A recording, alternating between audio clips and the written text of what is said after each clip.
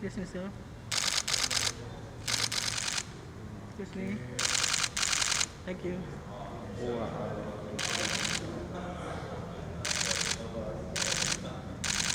Thank you, sir.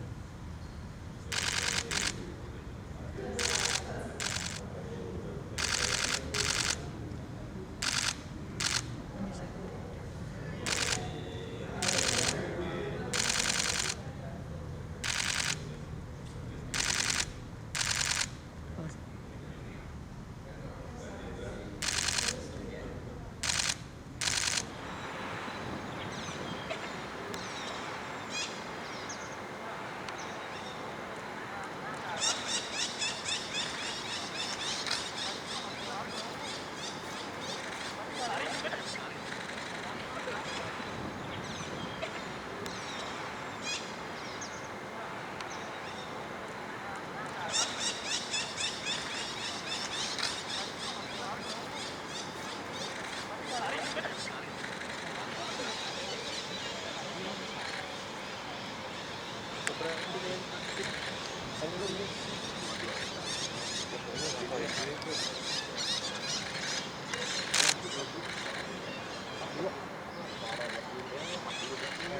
Teman-teman media yang saya hormati, baru saja Bapak Presiden menerima kunjungan kehormatan dari para Menteri Luar Negeri ASEAN dan juga Sekjen ASEAN, yang kebetulan baru Sekjen ASEAN ini adalah dari Kamboja setelah Sekjen dari Brunei Darussalam selesai menjalankan tugas pada akhir tahun lalu. Dalam pertemuan saya laporkan kepada Bapak Presiden bahwa hari ini dan besok para Menteri Luar Negeri ASEAN akan melakukan serangkaian pertemuan yang akan dimulai siang ini, yaitu Working Lunch yang akan membahas mengenai masalah Myanmar. Kemudian diikuti dengan ASEAN Coordinating Council dan besok kita akan melakukan pertemuan retreat. Rangkaian pertemuan para Menteri Luar Negeri ASEAN ini merupakan pertemuan besar pertama yang dilakukan di bawah keketuaan Indonesia. Di dalam pertemuan tadi, Bapak Presiden menekankan dua hal. Yang pertama adalah bahwa ASEAN tidak boleh menjadi proksi siapapun.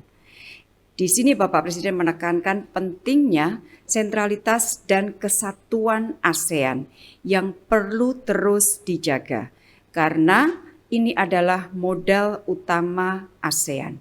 Dan Bapak Presiden menekankan pentingnya penghormatan terhadap prinsip-prinsip demokrasi, hukum internasional, hak asasi manusia sesuai dengan apa yang ada di dalam piagam ASEAN.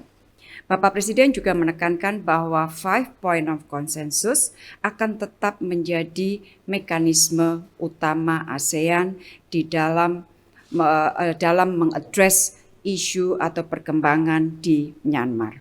Itu yang pertama.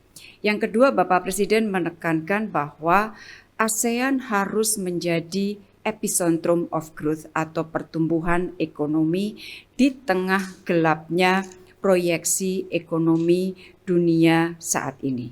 Namun Bapak Presiden kembali lagi mengingatkan bahwa kita akan dapat menjadikan ASEAN sebagai epicentrum of growth kalau kita mampu menjaga stabilitas perdamaian di kawasan. Jadi intinya itu yang disampaikan oleh Bapak Presiden, dua hal tetapi sangat substantif, sangat signifikan, dan apa yang disampaikan oleh Bapak Presiden tadi diapresiasi oleh semua Menteri Luar Negeri ASEAN. Beberapa Menteri Luar Negeri ASEAN kemudian berbicara menyampaikan beberapa hal, termasuk Laos sebagai ketua yang akan datang setelah Indonesia. Sekjen ASEAN juga bicara, kemudian Menteri Luar Negeri Singapura dan Menteri Luar Negeri Thailand. Semua intinya adalah kesiapan negara anggota ASEAN untuk mendukung keketuaan Indonesia. Jadi itu saja teman-teman yang dapat saya sampaikan per detik ini. Mulai siang akan ada pertemuan seperti yang saya sampaikan tadi, dan di akhir pertemuan hari ini saya akan menyampaikan juga press briefing dari ASEAN Sekretariat mengenai hasil bahasan pada hari ini. Terima kasih.